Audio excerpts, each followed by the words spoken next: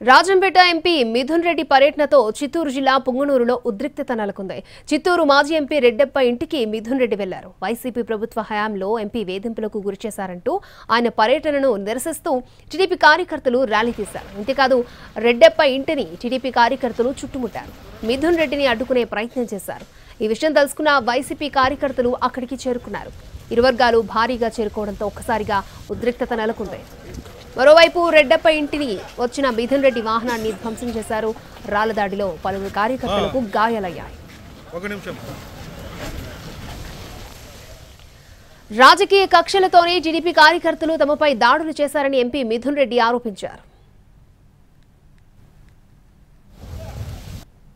పుంగనూరు నియోజకవర్గంలో రాజకీయంగా అక్కసు పట్టలేక రాజకీయ కక్షతో ప్రశాంతంగా ఉన్న పుంగనూరు నియోజకవర్గంలో కార్యకర్తల ఇల్లులు నేలమట్టం చేశారు, ఆస్తులు ధ్వంసం చేశారు, ప్రభుత్వ ఆస్తులు డ్యామేజ్ చేశారు, ఎంతమందినో గాయపరిచారు.